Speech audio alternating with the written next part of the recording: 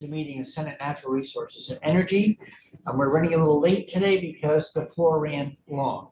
But we are taking up the energy efficiency pilot program that this committee and the legislature passed it was 2 years ago. So it's a check-in on the program's well-being, what's going on in the program, and also that's a sort of a prequel to a proposal to extend that pilot. And so with that, I'd like to, and on the extension of the pilot, there is a drafting request in that will be out this week. Things are backed up a little bit, but it relates to extending the pilot. Meanwhile, I want to check in on what's been happening and what work remains to be done. So with that, I'd like to go to Ms. Lucci. Vermont. Good morning. Good to see morning. you in person. Yes, I know. I had to try to make it one time this session. For the record, I'm Kelly Lucci, Director of Strategy and Partnerships with Efficiency Vermont. And I'm not going to be projecting, but I think you all have printouts of my slide deck, so we can walk through it that way. I'm going to go old school today. So I jumped right in. I didn't do the preamble on who Efficiency Vermont is. I feel like you've probably heard that run through a couple times already, but let me know if you have any questions. I just started with some background on Act 151, or the Energy Efficiency Modernization Act. So passed in 2020. It allowed Efficiency Vermont and Burlington Electric Department as EEUs to implement programs, services, and measures intended to reduce GHG emissions in the thermal and transportation sectors. Allows to spend up to $2 million a year on supporting measures that have a nexus with electricity usage. There was a requirement that it needed to be additive and complementary to existing efforts. So obviously, didn't want us introducing rebate programs that are duplicative of other ones that already exist. It was a 3-year pilot period that was allowed. So 2021, 2022, and goes through the end of this year, 2023. The focus areas that Efficiency Vermont landed on for our pilots were electric vehicle supply chain development, so mimicking a lot of the other work we do to develop supply chains for efficient technologies. Consumer awareness and education campaign to help Vermonters understand more about electric vehicles and make informed choices about whether that's the direction they want to move in. And we also just launched this past fall a low-income heating electrification pilot in partnership with the utilities and the weatherization agency. So I'm going to talk about each of those 3 pilots, just give a status update on where they are. So transportation first, if you want to go to the 4th slide. So the electric vehicle dealer program, as I said, it's a supply chain program. So we focus on building a network of electric vehicle dealers in the state, and helping increase their knowledge and support of. Senator, did you have a question? Oh, just increasing the network of. Oh yeah. we got plenty of EV dealers in the state. But Yeah. Where's the shortage? Well, what we heard from customers is that it wasn't always consistent in terms of the information that they were getting when they would walk in the door of a car dealership on whether an electric vehicle was right for them, whether there was point of sale materials that could help them figure out what's going to save them money. That's not a lack of dealerships. That's the dealer not wanting to sell a car that Right. they don't earn maintenance fees on. Yeah, I mean, we have worked with some used car dealerships as well. So I guess increasing the aptitude and the engagement of dealerships that have electric vehicles on site. That they don't want to sell. Some of them may not have been as incentivized to sell. Senator McDonald, are you making a statement or are you asking? Damn right. I couldn't buy an electric vehicle locally. I had to go to a place where they buy an electric vehicle from the people who didn't feel they were going to lose my maintenance. So we have 50 currently participating dealerships across 12 counties in the state. 5 of them are used car dealerships. And the kind of benefits and the value to dealers in participating is we provide them with incentives to upgrade their infrastructure. So we've worked with many of them to install charging stations on their premises, get their maintenance staff trained on how to maintain electric vehicles. As I said, point of sale materials, they're listed on the Efficiency Vermont website alongside other participating supply chain actors as members of the Efficiency Excellence Network. And then also, as I'm talking about on the next couple of slides, they benefit from the broader statewide education campaign that we've launched on this. So just to share some numbers related to the electric vehicle dealership program, we've had 94 sales staff participate in trainings related to electric vehicle technology. We've had 34 dealers so far access incentives from the program. 26 of those used the funding to install infrastructure, as I mentioned, charging stations, other equipment required to maintain electric vehicles. We've also, we have a sales incentive program that encourages sales staff to want to support customers in accessing electric vehicles. So the next slide, the broad statewide education campaign. So you may have seen some of this. We partnered with Drive Electric Vermont under the Drive Electric Vermont brand to put out broad advertising around electric vehicles, get customers interested in thinking about this technology, whether it might apply to them. We've also done a lot of work on the Drive Electric website, an electric vehicle comparison tool, blogs that provide information on key questions we've heard Vermonters asking about electric vehicles and whether they're right for them.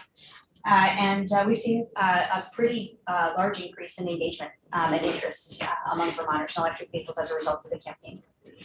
So I have a genuine question. I mean, it does strike me as a little curious, because I can't think of an analogous situation where the state or Vermont citizens need to chip in basically to help an industry evolve that way, like to bring in EVs, to train their staff, to bring infrastructure to a dealership, to even bring equipment to the dealership to be able to service those vehicles. And I don't know, can you think of anything else that we've done, that strikes you as the same or similar? Yeah, I would say it actually mimics a lot of what Efficiency Vermont does broadly. So for example, Home Performance with Energy Star contractors, we provided incentives and support, in some cases paid training to get Building Performance Institute certification so that we knew they would be carrying out weatherization projects, to a certain standard. We're looking right now, frankly, at how we can get more training to contractors in the state to service refrigeration technologies as more heat pumps are being deployed. That knowledge around how to service and maintain systems that have refrigerants in them is really important, and it's actually increasingly in demand and relatively rare. So we do this quite frequently when we're thinking about scaling different technologies in the state. So is this sort of the bootstrapping phase? Eventually the market helps the change happen, but you play it, I don't know, a little early on. Exactly. Yeah. The investor-owned utilities behaved exactly like the sellers of gas-powered automobiles when it came to getting the investor-owned utilities to invest in Efficiency Vermont. They thwarted and refused to drag their feet for years until Efficiency Vermont was created to compete with them head-to-head. Senator Watson? So you had on the previous slide that this supported 587 EVs. I'm wondering if you have a sense of what % increase that is.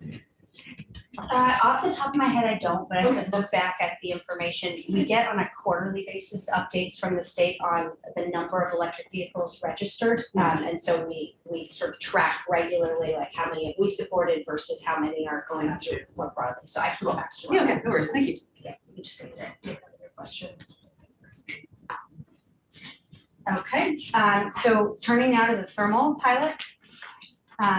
So as I said, Act 151 gave us the ability to focus on GHG reduction programs in thermal and transportation. The thermal pilot launched a year later than the electric vehicle pilots, so October of 2022. This has been a really exciting program that actually took off more quickly than we anticipated. But what we recognized is that since the advent of Tier 3, there's been a little bit of a gap in terms of low-income weatherization customers being able to access heating electrification, because the way that savings are claimed between Efficiency Vermont and the utilities, it made that kind of partnership a little bit challenging. So we thought, okay, this is a great opportunity. We're not needing to claim additional savings, but we can actually fill a gap in the market and help advance equity. So the way this works is that we work with the Office of Economic Opportunity and the 5 weatherization agencies in the state to identify customers who are 80% area median income and below, so they qualify for weatherization. Their homes have been weatherized at some point in the last 5 years. We reach out to them and we let them know that they might be able to access a free heat pump to install in their home. We have a network of contractors that we work with who actually will share those referrals to. They have to respond within a few days, reach out, do an assessment with the customer, and provided all of the sort of qualification criteria are met, and we're confident that this is going to be a cost-saving and effective technology to install in this home, we'll take it on free of charge. Each utility, as part of their Tier 3 budget, chips in $2,000 a unit, and Efficiency Vermont covers the remaining costs, including if there are any electric panel upgrades required to allow for that to work in the home. We've got 17 participating contractors across the state.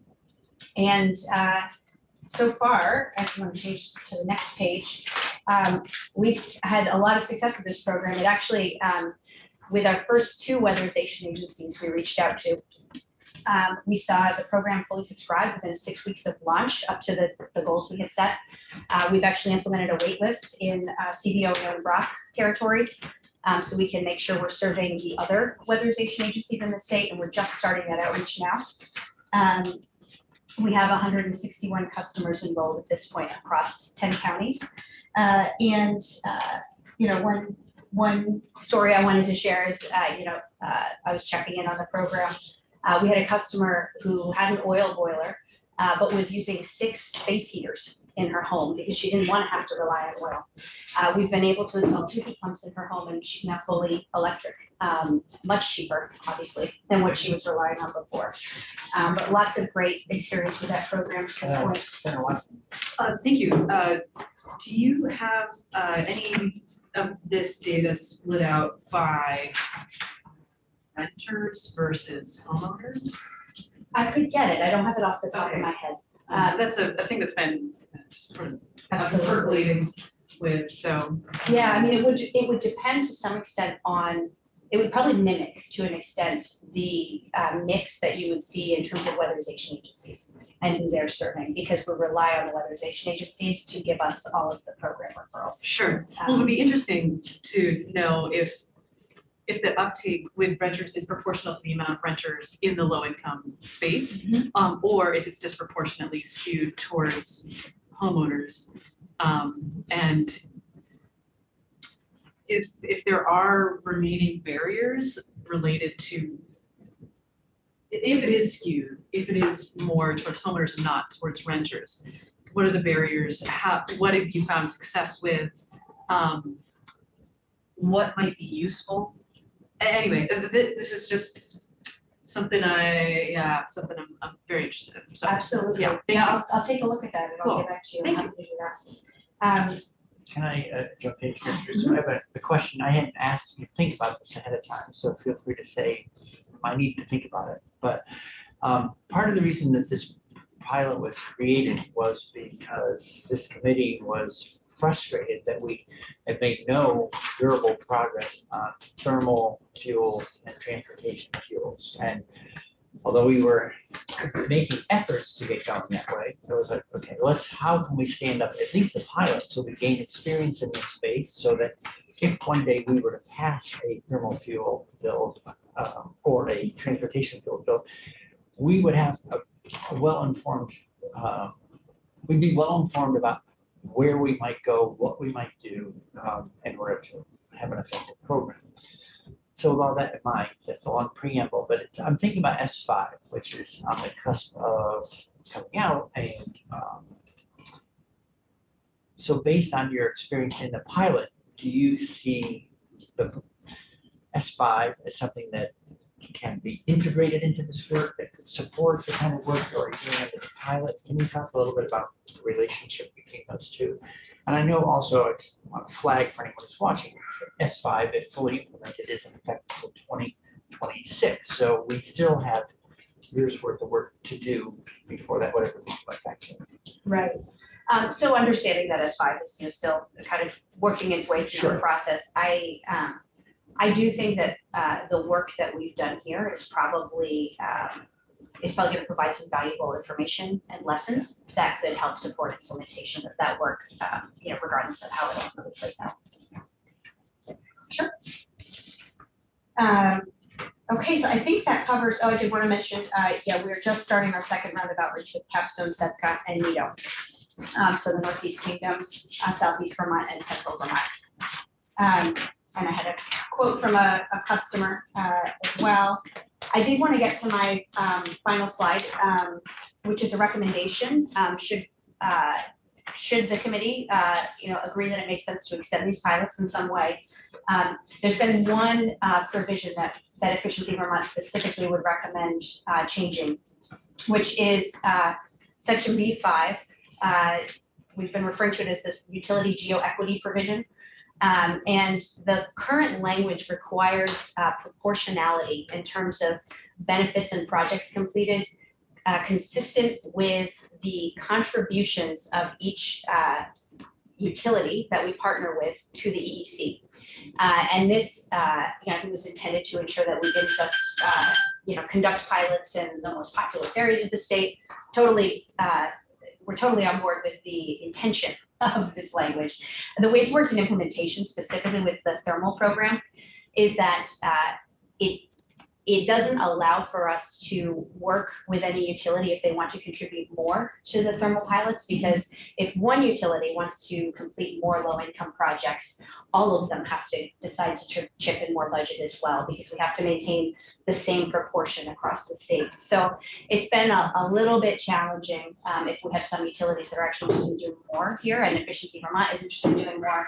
We then have to go and check in with all of the other utilities we're partnering with and make sure they are also interested in chipping in more dollars. So we worked with our utility partners, with VEPSA in particular, to suggest some additional some changes to the language that would allow us a little bit more flexibility while still keeping with the intention of ensuring equitable benefits.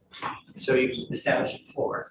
Exactly. If a particular utility wants to exceed the floor, then they can't without.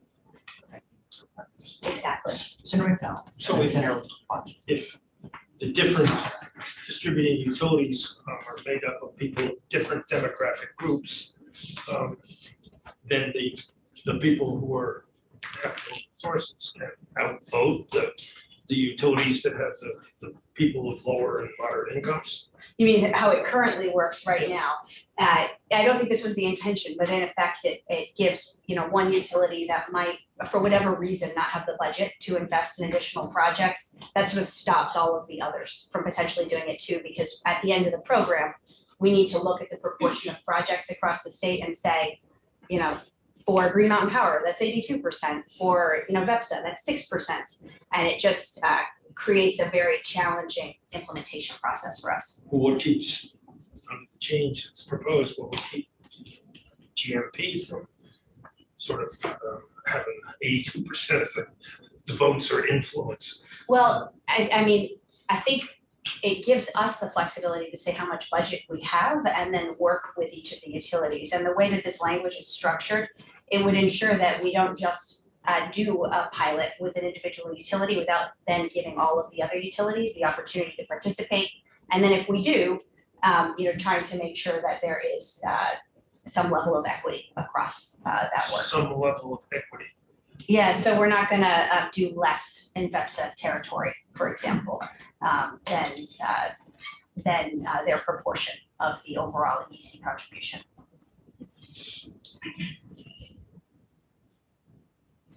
Well, we've taken a lot of testimony on Belco and WIC, who serve people of lower incomes, have more miles between meters, and but they don't seem to prevail in the distribution of money for whatever they're sort of have to do it on their own.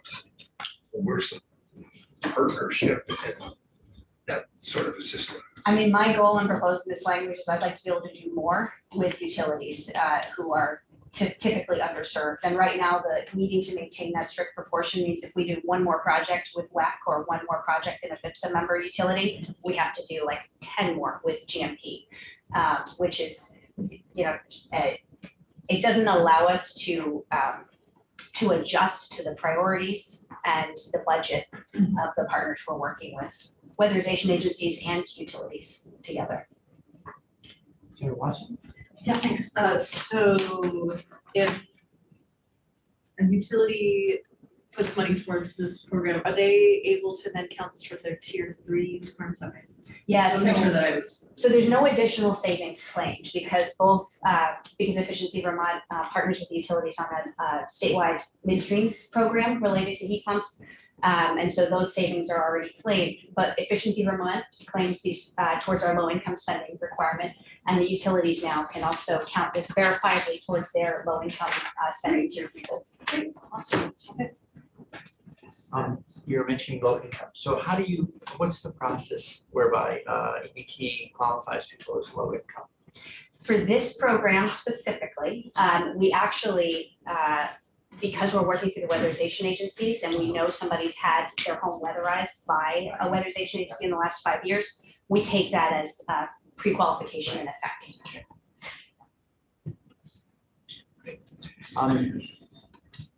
Anything else you want to contribute? I mean, I'll just say thank you for, passing this a few years ago. It's been a great set of programs. It's exciting to be involved in them. And I feel like they're making a real difference. We have a pilot program now that dries cardboard with fossil fuels instead of using electricity. How's that coming? Yeah, I'm not sure. I know what you're The pilot program, which uses Efficiency Vermont surcharges to help the folks that recycle paper to make cardboard dry their materials with heating oil instead of electricity. You mean the energy savings account pilot? That's a name that's been put on it, perhaps. Okay. The energy savings pilot, the one that uses more fossil fuels and less renewables Yeah. to dry paper. So the structure of that pilot actually, allows for some level of self-management by those companies. So Which is a euphemism for, we get to use fossil fuels to dry our stuff and don't have to use electricity, and everyone else's electric surcharge for Efficiency Vermont is used to buy fossil fuels instead of using electricity to dry cardboard. Mark, I need a little background. Well, maybe the witness can share with us. Well, so we're actually, I don't want to, we can come back to this, but I rather take a detour into another program. I'd love to, especially since we got here a little late from the long floor. To say thank you for Senator Watson. Sorry, thank you. I'm wondering what the process from here, this is really a question for you, Mr. Chair. Do we, what do you think about? So we have a bill that extends this pilot. It is not because it's going through drafting, which is taking about a week to get out the other pipeline stage. But I think we will see it shortly. Okay. I'll just say that within a day or so. And I, out of session, talked with Efficiency Vermont, ED, other parties about how's this pilot going. And my take on it was that it's been successful and helpful. It's building knowledge in a gap that we knew existed and that we haven't been yet able to fill because we haven't had an S5 yet. who knows where we land on that exactly, and we certainly don't have one for transportation fuel. So the whole idea was to jumpstart that work by having our current funding stream allowed to go into this space where normally they wouldn't be allowed to spend that money. And so it was, I think, roughly 4% of their budget, so I thought it was a meaningful but modest amount, and off we went. So there'll be a bill for us to walk through with Ms. Chakowski later this week. Just wasn't ready for today. Thank you, Ms. Lucci. Thank you. That, Mr. Springer. Good morning. I'm joined by my colleague who is on Zoom with us, Chris Burns, who's the director of our Energy Services Program. There he is. And I'm Darren Springer, General Manager with Burlington Electric. Good to be back with the committee. If it's okay, I will share my screen to walk through the slides. Please. Right. Well, in a moment. I think we could quick adjustment over She here. moves quick though. Sometimes. You should. I'll give it a try.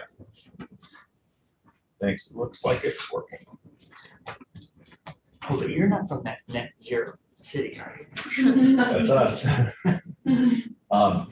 I will skip the introduction as well, since I think we've been here a few times, and skip right to some of the substance here.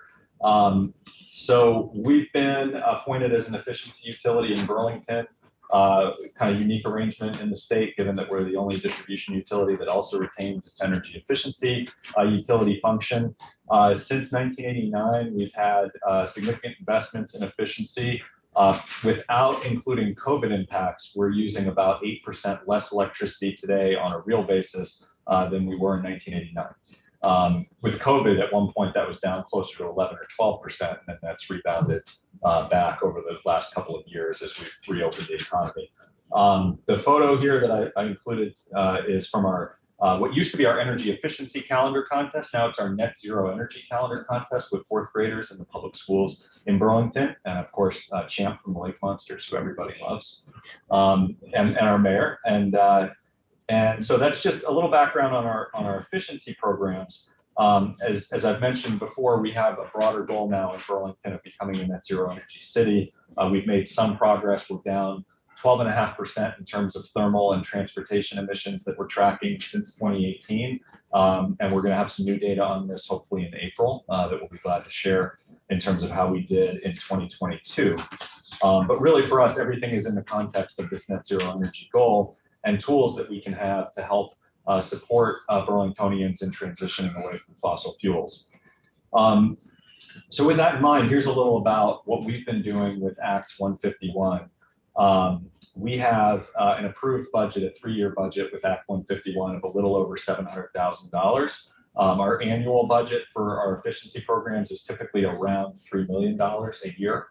So this is a portion of the spending. And for us, it was very much in the context of traditional electric efficiency cost-effective measures were sort of flatlining or even declining over a period of time, and the opportunity to utilize a portion of the efficiency charge towards these complementary programs that would work in tandem in some cases with our Tier 3 programs. So we have provided an enhanced incentive for heat pumps for customers. We provide a Tier 3 incentive, but we also provide an Act 151 incentive to make the incentive larger for customers. As you can see, we've had 352 heat pump and heat pump water heater projects that have included some of that funding. One of the things, this is probably the best example I can think of how Act 151 fills gaps. We have never in the past had a program to help a customer who comes to us and says, I want to drill a geothermal test well and see if my property is suitable for geothermal heating and cooling. We could provide an incentive if they did a test well through Tier 3, and we did that, for example, at Hula in the south end of Burlington, which is 100% geothermal heated and cooled. Through Act 151, we can now provide a customer a portion of the cost of drilling the test well. And then if they go forward, we're able to provide them an incentive to actually install the system. We've had 2 test wells already, and we have 3 more scheduled. And one of the examples that I'm excited about is Burlington High School. The new high school that we're building is one of our participants in this program, drilling the test well and looking at having a geothermal heated and cooled campus. So That's a great opportunity there. That would not exist in Tier 3. That will not exist in S5. That's a unique Act 151 program. We also are providing enhanced incentives for EVs. So we have 152 customers who have gotten a bigger incentive for an EV as a result of this program. We're providing EV charging support, not only to residential, but also for multifamily. We're doing a lot of work to expand charging at multifamily properties around Burlington. One of the logos here on the screen relates to that, and also the Delta Climb Business Accelerator Program, which is another Act 151 program that we're supporting. We work with the Vermont Sustainable Jobs Fund and the Delta Climb program to bring in seed stage energy companies and partner with them. So EV Match is one of our partners through that program, and they have a multifamily charger program with us that's expanding to properties around Burlington, where charging is available to the residents of the building certain times of day and to the public other times of the day. And then Arc Industries, this vertical axis wind turbine that you can see on the screen here, that looks a little like a beach ball that would be spinning on its side. That was another Delta Climb program where we're testing literally the first unit of this company from Massachusetts at the airport in Burlington, a vertical axis wind turbine, to see how that will work. We're going to hopefully get production data over the next year on that. That was my question. I want to know how well it's working. So cool. Thanks. It is spinning, but we are waiting on a specific part to be able to get the production level data for exactly how much energy it's generating, and we'd be very happy to share that. So going to this is a little bit of a busy chart, but the point of it is essentially this looks at our Tier 3 incentives, which is the market rate incentive, the income eligible enhancement, which is our low income adder in the Tier 3 program, and then where we have complementary incentives from the efficiency program, EEU, or Act 151. And you can see in a lot of cases with heat pumps, with EVs, with chargers, we're combining the best of what we can offer in Tier 3 with Act 151 funding to give customers a bigger incentive. This graphic here was one of our advertisements for customers to say, hey, you can save up to 75% on a heat pump. That's through Act 151, Tier 3, and the low-income adder that we offer. So a low-income customer can get 75% off the cost of a single-head heat pump installed. That's even before the federal legislation that just passed, which now is going to add, I know, new programs to further support customers in that space. How does BED qualify folks as low income? We use data from CEDO, from the CEDO office in Burlington, the Community Economic Development Office. So for a family of 4, I think the latest data is that's roughly around 87,000 is the qualifying number. And we do a self-certification for our incentives. For our low-income rate, we actually ask that somebody provide us evidence that they're on a different state program, like fuel assistance, and then we can qualify them. So we don't ask them to provide us income data. We try to make the process as uncumbersome as possible. But for these incentives, it's self-certification with the possibility that they could have a check on that at some point. Similar how the state did, I think, the low-income rebate for EVs, I believe. Here's just another kind of way to look at Act 151. This is for our 2023 programs, looking at Tier 3, and then participation, additional participation that we're projecting with Act 151. So we're projecting, 190 EVs, 322 heat pumps with Tier 3, but when we add in Act 151, we can get another 42 EVs, another 77 heat pumps. Really a big boost in multifamily chargers, going from a projection of 3 to a projection of 22. So this program is an accelerant for a lot of the good things that we're already trying to do, is helping us do them in a better way, essentially.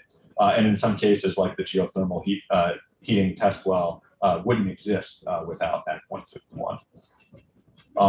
I've shown this before, so I've just included it for context, but this is our kind of list of different incentives for our different measures. I won't linger on it here, but just going to the same point, these are all benefiting from the Act 151 program. And I won't linger on this either, other than to say, as I think I've mentioned, we're consciously trying to go above Tier 3 requirements. Net zero is a more ambitious goal than Tier 3, which is itself already quite ambitious. So we've been able to, over the last few years, exceed the Tier 3 requirements, and that's in part with the support from Act 151. This is a different way to look at this. So this is our tier 3 forecast, and you can see how ambitious tier 3 is. That orange line that's running up and up and up and up, that's the amount of savings through tier 3 measures, fossil fuel savings, that we have to procure each year, getting more and more ambitious as we go. And you can see in 2020 and 2021, we were able to exceed it significantly, but it's going to take additional work and tools to be able to do that consistently. What's the vertical axis? I'm having trouble reading it. Oh, on the left side is the ACP for tier 3, or sorry, yeah, left, this side, I guess my right on this side.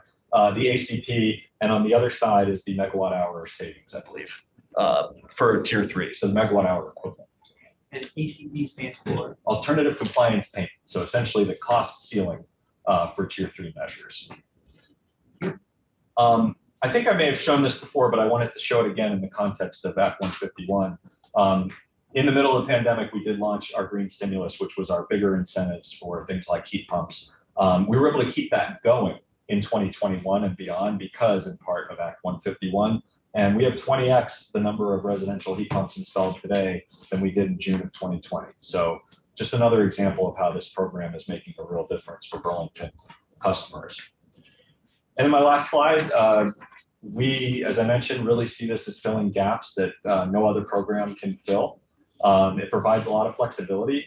When we've seen a program that isn't as needed, we're able to go to the PUC and request a change to be able to reallocate funds away from something that may not need it towards programs that do. For example, we've added a new measure through Act 151 where we are offering a customer who put in a heat pump a new incentive to put in another heat pump. We've never had that before. We've had customers who put one in and say, hey, I like it. How come I can't get an incentive to do another one and displace more fossil fuel? And so we were able to say, okay, we're going to go to the PUC, we're going to reallocate some funds, and now we can offer that as well. And in terms of the extension, we would support an extension of the program. I do note that the original bill had a 3-year pilot. Our demand resource plan for efficiency is a program that runs on a 3-year budget. And I do think there might be merit in considering a longer timeline in order to better align the planning for Act 151 and the DRP process. We submitted for 2024 through 2026, which is our next budget period, to the PUC a set of ideas for how we would implement new Act 151 and existing Act 151 programs if you extend the bill. But we're essentially going into the planning for our next 3-year budget without knowing whether this important program is going to exist. So having a bit of a staggering around the timeline would be really helpful. And then in addition, we would propose, at least for Burlington Electric, this may be unique for us, our thermal energy process fuel funds, which are funds that we get and Efficiency Vermont gets as well, from the RGGI program and from the sale of efficiency into the forward capacity market in New England. For us, it's a little under $500,000 a year in revenue. It has been limited in statute previously to not be allowed to be spent on programs that benefit natural gas customers. We are 95% natural gas customers in Burlington. In 2019 and 2020, the legislature allowed us to put those funds that weren't being used fully in Burlington to support the district energy feasibility work. And we've been using them for that purpose. And we anticipate that that need will diminish over the next year as we move that project into permitting and into hopefully into financing. We won't need additional district energy feasibility. We would propose that additional TEPF dollars that are available in Burlington and are a result of our customers' contributions to those programs be allowed to be used to help fund our Act 151 programs if you extend the bill. This would be something where we don't have a lot of oil or propane customers as there are in the rest of the state.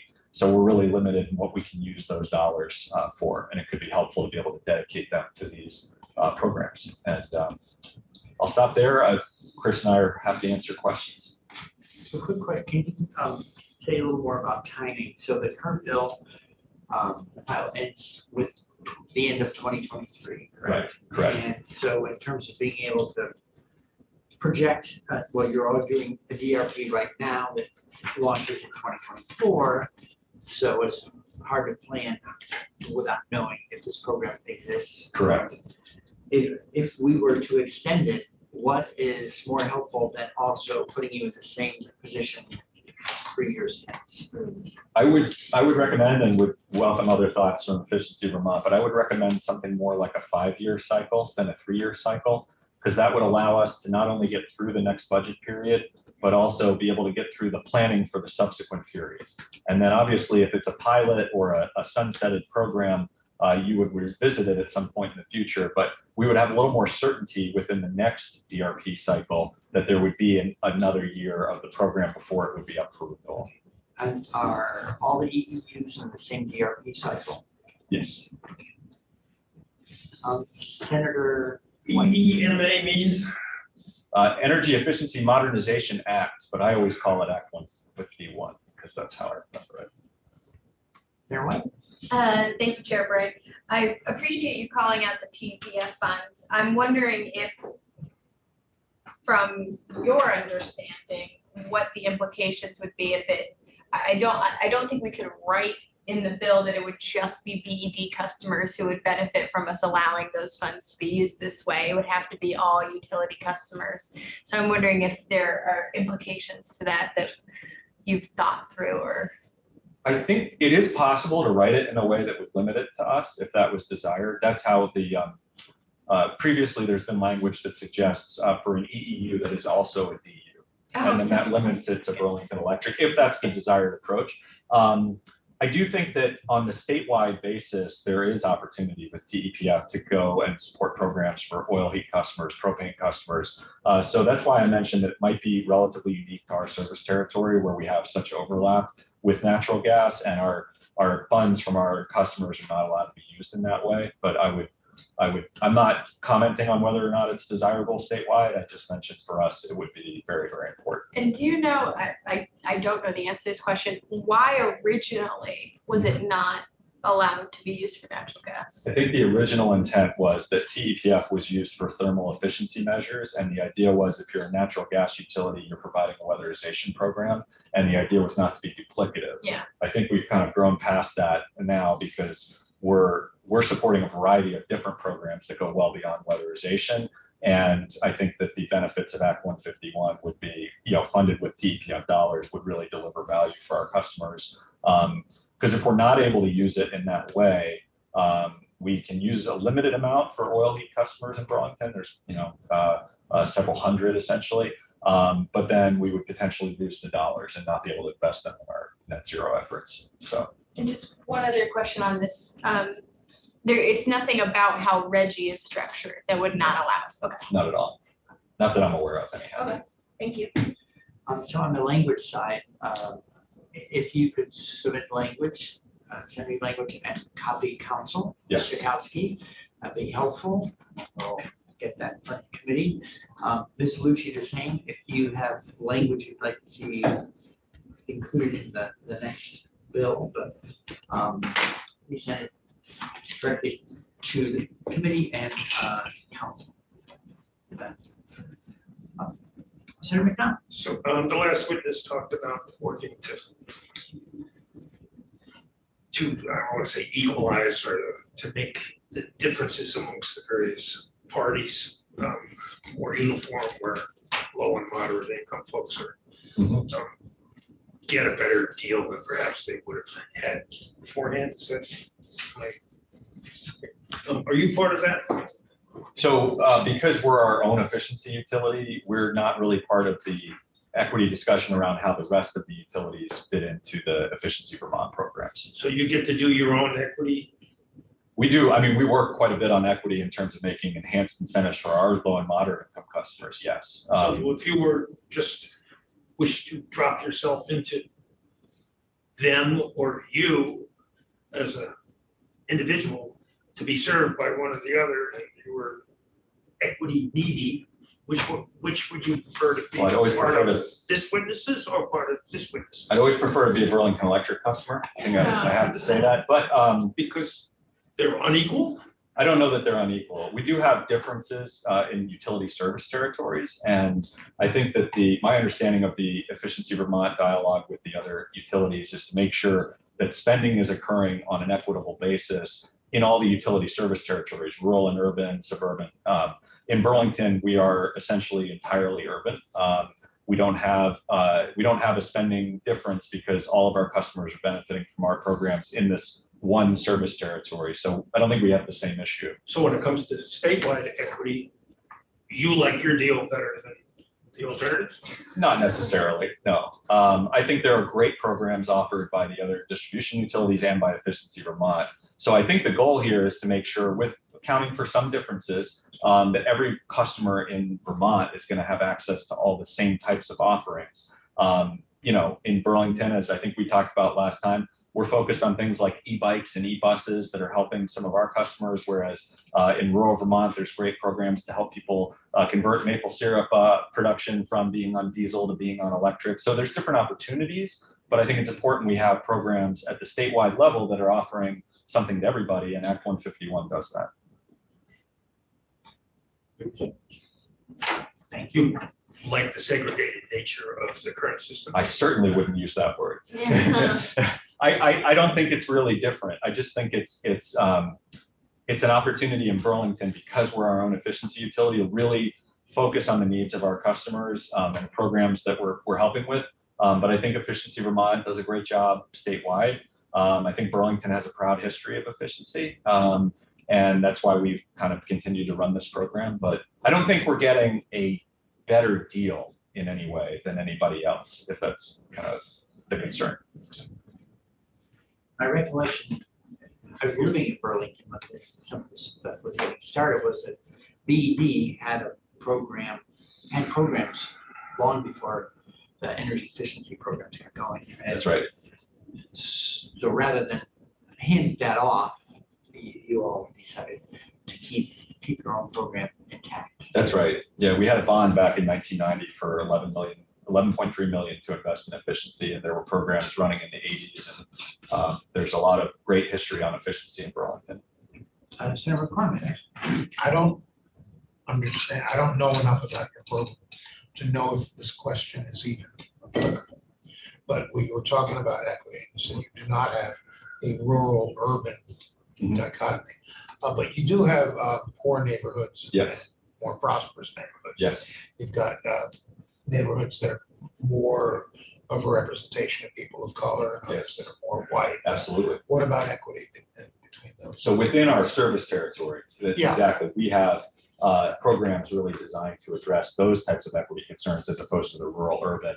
And so, you know, even just talking about Act 151, one of the concerns that I'd heard from one of our city councilors who represented the Old North End of Burlington, which has some lower income neighborhoods, for example, is we don't have a lot of off-street parking for charging a vehicle. We have a lot of renters. We need more charging available that's accessible to renters who want to have an electric vehicle. So a lot of what we're doing with this program and other programs is we're figuring out ways to get charging available in the Old North End. Multifamily charging through the pilot that we mentioned. We're actually putting chargers in the near future with support from a state grant onto street lighting poles. So you can pull into a spot and just charge right at the pole, which is going to be a new pilot. And we've been investing in partnerships with CarShare Vermont because not everybody has an EV or even a car, and they may want to have access. So we just actually got at the Champlain Housing Trust building in the Old North End a new public charger and a new CarShare Vermont EV with a charger. So when we think about equity, it's things like that. It's our rental weatherization standards. It's making sure that renters, low-income Burlingtonians, people of color are all being served with our programs. Now, you've already got a pretty good mass transit system. We According do. to some of my friends. We do. Our focus there with transit from Burlington Electric hasn't been to necessarily affect the transit system itself, but to help convert the buses to electric. Yeah. Which obviously diesel, use on a bus can have a significant air quality impact. So we can get more of those buses to be electric, and they're going through neighborhoods that they're serving and doing so without pollution. That's an equity issue. And how is that going? We were able to get 2 electric transit buses into the Green Mountain Transit fleet in 2020. And we remain interested in providing more financing and support and incentives. So we don't drive that conversation, it's the transit company, but my understanding is they're interested in procuring additional buses, electric buses. We would be very excited to support that. Yeah, so I'm psyched that you all have this program for multifamily homes to get EV chargers. That's great. I'm gonna ask the same question that I asked of Kelly, which is that wondering if you have, I also want to recognize that you all have some different rules because of the thermal efficiency standards for rental spaces. So that seems like a good driver for getting change to happen in the rental space. But wondering if you have data at all about the uptake of building thermal efficiency measures that have been done, or getting off fossil fuels, et cetera, for renters. Yeah, I wonder if, Chris, if you're still there, I wonder if you want to chime in on this question about the kind of what we're seeing with the rental weatherization standards and the thermal work that's going on in rental properties. Happy to. So the ordinance. Introduce yourself for the record, thank you. I'm sorry, Chris Burns, Director of Energy Services at the Burlington Electric Department. Thank you. As Darren mentioned, we're about 95% natural gas space heat for our total customer class. When we look at the residential rental market, it's about 98%. So the way the ordinance was written was to allow property owners to include participation in Vermont Gas's weatherization program or our limited weatherization program, should it not be a naturally gas heated place. The other design feature in it is that we were able to determine which were the highest using buildings first. And without getting into too much detail, we were able to find the worst offenders. And those are the buildings that are being tackled first. But as I'm sure you've heard, at other proceedings, there is a shortage of qualified contractors. So there is a wait list, and that's where these property owners are. They are in the queue to get weatherized. But just like the rest of Vermont, it's a slow process because we just don't have enough folks. In terms of how it breaks down into income, we haven't done enough buildings to know, but we will be collecting data on what the ordinance affects in terms of income brackets. Thank you. And how do you decide what share of your budget to put into that program? Well, the rental weatherization is actually an ordinance from the city. So our weatherization budget is fairly limited, as Chris mentioned, because it would really be for customers who are not using gas. But for Vermont Gas, their weatherization program, I believe they're accounting for this. And we're trying to kind of measure the uptake in a way that everybody who participates can participate in their program as well. We don't want to tell someone you have to weatherize and you're not available to get the incentive. We want to make sure they get the incentive as well. So, and I think, Chris, correct me if I'm wrong, but typically I think we would see a 20 to 30% fuel savings for the type of weatherization work that we'd be talking about here. That is correct, especially, the Vermont Gas program, as it goes through the state's measurement and verification evaluation process, they tend to do quite well. And we are thinking that, that's the range of savings, which can be significant for a renter, and adding on the comfort and other health benefits of weatherizing a building. Sure. So just to follow up on that, to be fair, what I am hearing though is that if you haven't done enough buildings to know the breakout by income, that's something that just hasn't been a lot of residential buildings. This is brand new. Okay. We basically passed it in 2021, so 2022 was the first year of implementation. Okay. So we'll have some data soon, but and it's going slower than we would like because of the contractor backlog as Got well. you. Okay. Yeah. Super. Thank you. That's We'll be glad to get you data when we have it though. cool. Nice. One thing I'm wondering if you can help us learn something about is as we contemplate S5 actually, so stealing time away as we think about that, and that is financing comes up as an issue over and over again. Where one of the things we're wrestling with in that bill is how do we make it affordable for people to make the transition, knowing that it's always a net, it's a positive investment to make. The question is how long to pay off. Yes. How do you cash flow work, stuff like that. So what are you seeing for financing, and do you participate at all in facilitating financing? It's a great question. We're part of the new RAP tariff, so we'll be learning as that kind of rolls out how that works in terms of on-bill financing for income qualified participants in that program. But prior to that, and still continuing, we have a number of credit unions that we partner with for financing on everything from EVs to heat pumps. And what I've found is there are some really great unsecured energy loans available through Vermont credit unions because not everyone wants to or is able to secure the loan to their property. And what I've seen is over the period of time, over the last 10 years, the repayment number of years, the term for the loans has gotten bigger, and the rates have been, relatively attractive compared to market. So I think in Vermont, we have good credit union financing options for energy improvements. And I think what the key is can we get the financing and the measured cost to be cash flow positive for the customer? Where the savings they're getting from moving to a technology is helping to offset the cost and the financing of doing so.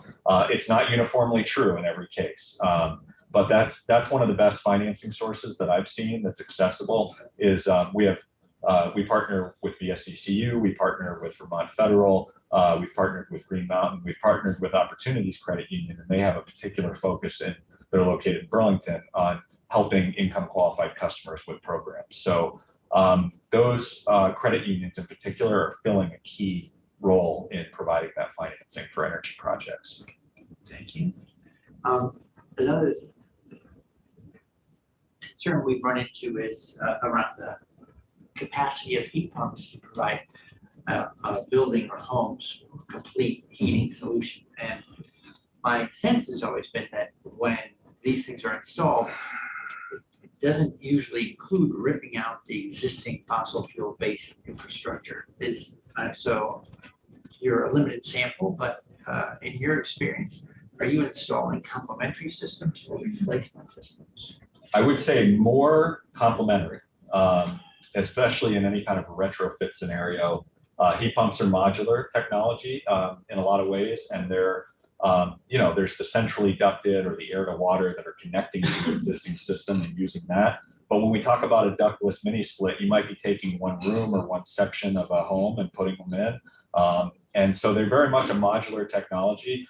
We are aware of new construction that's really well weatherized, where the heat pump really is the primary. And there might be a backup that's seldom, if ever, used. In some cases, it might be electric resistance that only can come on in a extremely cold weather scenario. In some cases, it might be a boiler.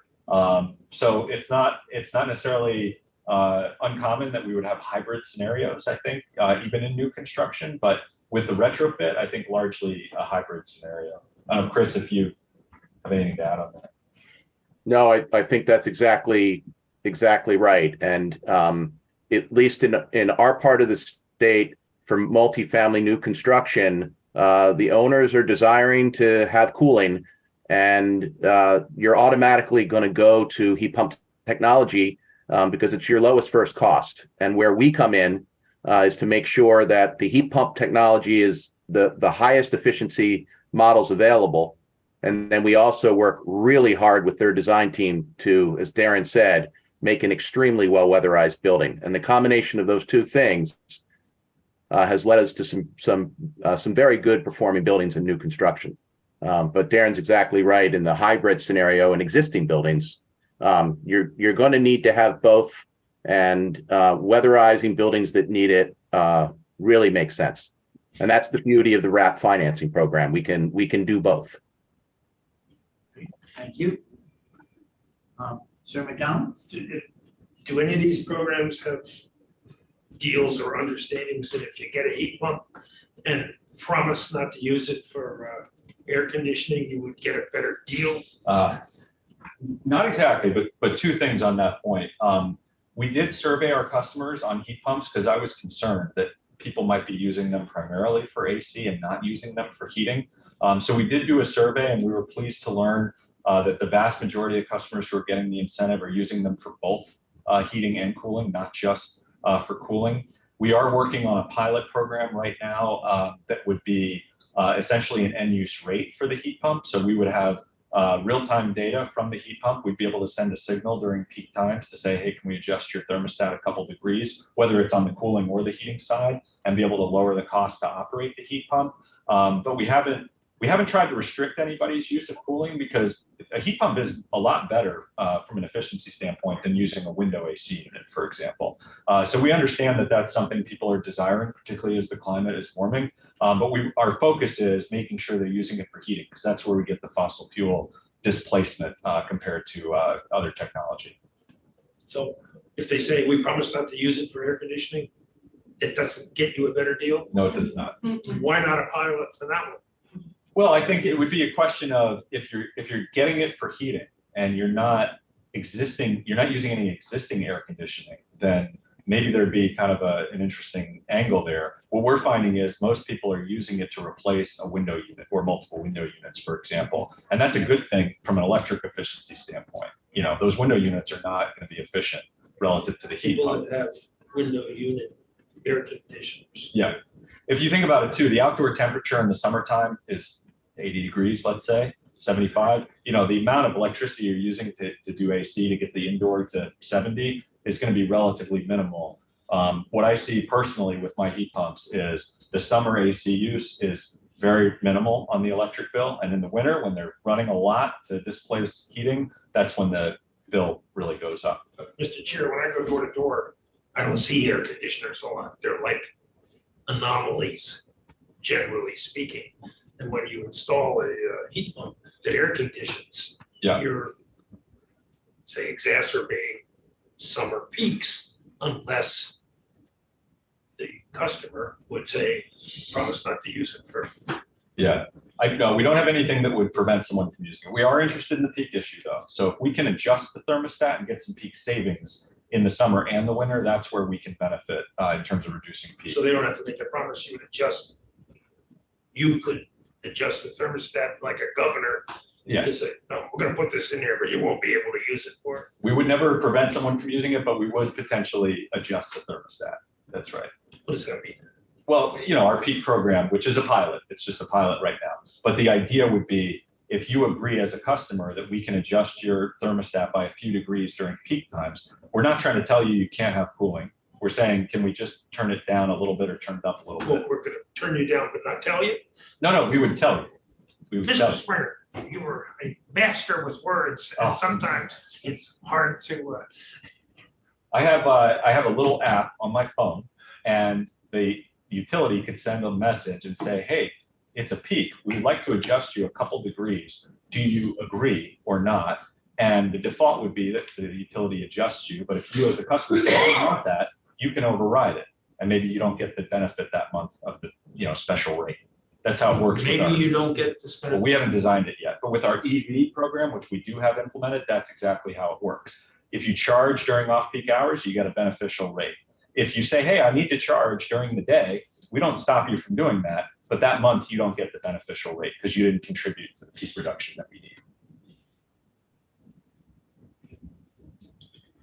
Choose your own adventure, energy future. Works for me. Pardon? Senator Bright, Senator White. thank you, Chair Bright. On that point, Senator, there is a program that Green Mountain Power does. I don't know if they continue with it, that we participated in, where our heating temperature of our water went down when we installed a cold climate or a heat pump hot water system.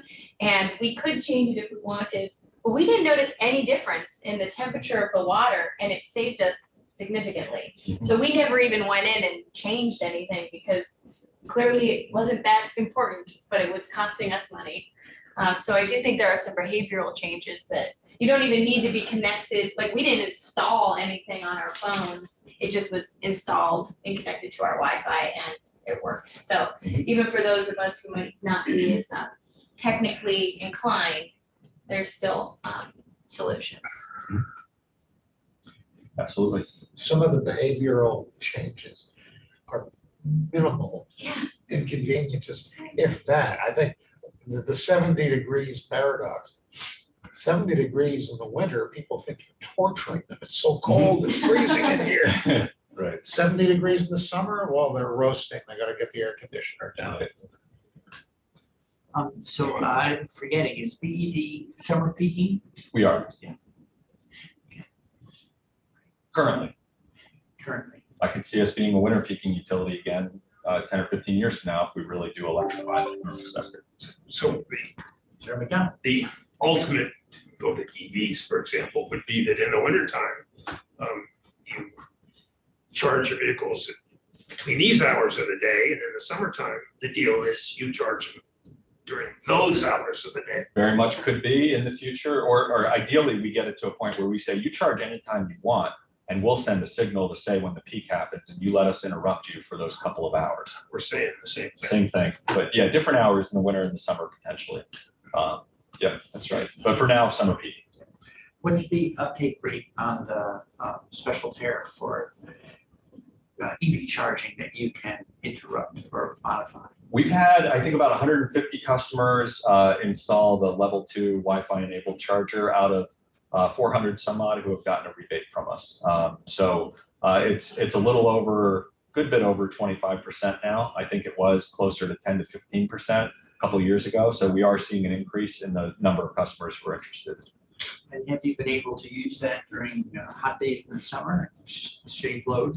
Absolutely. Yeah. So the way it's set now, which is as static, it says if you charge between 10 at night and noon the next day only, you don't charge between noon and 10, you get the rate for that month. We're probably covering more hours than we need. If when we get to a kind of second level technology system, I think we'll be able to give customers more hours where they can charge and less hours where they're interrupted from peak. Because frankly, in the summertime, the peak is going to be somewhere between 4 and 7, 4 and 8 at night. So we tried to build in a buffer on each side just to make sure if it moved a little, we were protecting our customers. But it tends to be in the summer when it's hot, everybody's coming home, they're turning everything on, the air conditioners, every other appliance, and it's been hot for a number of days. And of course, that we're talking about Boston and Hartford, because they drive what's happening in the regional peak, not Vermont. So it might be a hot day here and cooler down there, and then it might not be an issue the same way. Sarah McCormick? When I plug my cell phone in to charge it, if I do that in the middle of the day, it takes about an hour for it to charge completely. Okay. From very low. If I plug it in to charge at 10 at night, Yep. I get a little notice saying optimum charging. Yep. This will be charged by 5 in the morning. Right. Is that part of that? Is that what's going on there? So Is we that- don't do that on our end, but the cars do that. Like I have an EV and I did exactly what you're talking about last night. I plugged it in and I set a departure time. I said, I'm leaving the house at 7:30. Yeah. And it'll trickle kind of in the charge over a period of time instead of charging to 100% and letting it sit, because that's better for the lithium battery, is to not be sitting fully charged all the time. Like once you're fully charged, it wants you to go use the battery kind of relatively immediately. So it kind of trickles it in to get ready for your departure. So that's actually in my phone. That's not from the power company. Correct. Okay. And similarly, it's in your electric vehicle if you have that Yeah. type of software. Yeah. Any other questions for Mr. Springer? Sarah McDonald?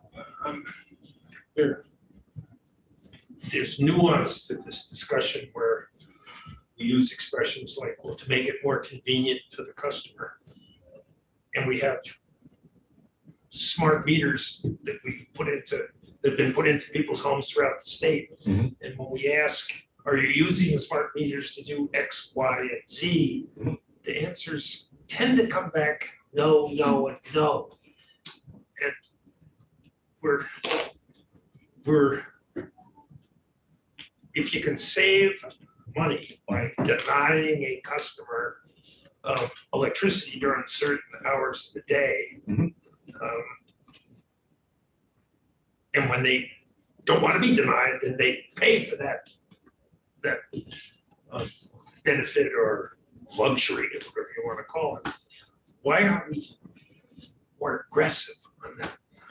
In terms of the smart meters, I know everyone knows that they're great for outage response, right? Like we have data now. We know if there's an outage before a customer's going to call us. So they're great on outage response. They've improved our outage response capabilities dramatically. We do use smart meter data to design these programs. When we go in and say we want to have an EV rate and it's going to be off of a charger that's communicating with us via Wi-Fi, we're not using the communication network on the smart meter for that, but we are able to verify the data when we create these programs with smart meter data. So we're going to compare the interval data we get from the charger and the interval data we're getting from the meter, and we can troubleshoot if a customer has a problem using that data. So we are, and I don't know if this is true for everybody, we are using the smart meters to help design these peak reduction programs. Designing a peak production program and implementing it, requiring it, or providing, monetary incentive. Yeah. Those are all different things. We have implemented it for EVs, and we're in the process of doing the same for heat pumps. The only difference is we're not using the communication network on the smart meter to send the signal. We're using Wi-Fi with the device itself, with the EV charger or with the heat pump. So we are using the smart meters. That data is helping us to create these programs. We're just not using their communication channel. We're using a different communication channel. I just wonder why we don't offer people homeowners the opportunity to have their things turned on and off, which lowers everybody's grid costs in exchange for a lower electric bill. Yeah, I mean, we're doing that kind of piece by piece as opposed to in a broader sense. We're doing it with EVs. We're going to do it with heat pumps. Water heaters, good example as well. We've definitely had programs related to that. I think there was a vision when we put in the smart meters that a very sophisticated customer could elect to have a very variable rate design based on when they were using energy, and that they would have all their appliances using energy at different times. I don't think we've reached that type of future yet in terms of rate design, in terms of technology, but I understand what you were getting at with that. And we're trying to use that data to help us create these exact type of programs, but not in as broad a way as you're talking about. It seems to me that we have the technology to implement that sort of thing, but we haven't reached the will yet to do it. For BED, we don't have the technology. We're going through an upgrade on our meter data system, our information system, our customer systems, which are all very outdated. In 2 or 3 years, when I come back, we might have technologies that could do more of what you're talking about. But right now, when we implement these rates, like the EV rate, we're doing that in a much more analog type of way. Our systems are not yet set up to fully account for that. Thank you for your patience, Mr. Chair. Thank you. Well, everyone's, when advanced metering infrastructure came in, there was discussion at the time that they were going to talk to all sorts of things inside the house, and it was going to manage them. And I don't know that that's materialized. We're figuring it out in other ways. But, Yep. All right. So thank you very much for coming in. Thank you. Thank you for having us. And as usual, no matter what kind of grounders you get hit by the man with the fungal back, it always seems to work out. So I do have a quick question for Ms. Lucci, if we can, before we wrap, and that is, I asked Mr. Springer, in part because we're working on the Affordable Heat Act about financing. So financing, S5 is going to rely on creative financing, help make things move. And so Mr. Springer talked about RAP, working with the credit unions. Does Efficiency Vermont play a facilitative role around lining people up with money to make the investments? And do you help them do the cash flow analysis to say, will this pay off, be cash flow positive from the get-go, or you can expect a return that you'll be in the black after year X? Yeah, so just to note, we are also in the EU, so we'll be administering the RAP program as well. And cash flow analysis is going to be part of our work as a program administrator to help qualify a project with BHFA. We also have a longstanding relationship with the BCCU for implementation of both the home energy loan and the business energy loan, where we do try to make that resource available to customers to help make sure that if there are further barriers for them beyond what our incentives will cover, it's easy for them to access and take care of project costs as possible. So amongst the customers, can you say a little more about how many low income versus moderate income versus, like who are you seeing qualify and get financing? And are you seeing people that aren't able to get financing that you wish you could connect it with them with it? I can probably get you more detailed data if you're interested. What I will say is there's a relatively high proportion of customers who are low and moderate income who access the home energy loan. It depends a little bit on the measure. So, we support cold climate heat pumps, we support home performance with Energy Star, full scale weatherization projects. You might find higher LMI participation in some of the lower upfront cost measures, but that's not always the case. What was the second part of your question again? Well, I think that a concern that's come to the fore as we look at affordable heat is, are there people who would like to make investments, but they're not going to find it affordable? So we're looking at what are all the different financing tools that are out there. I think there are many, and I just want us as a committee to be better informed. And we already have experience in this space through the work you've been doing. So. Yeah, I would say, there are certainly customers, for whom the upfront cost is a barrier.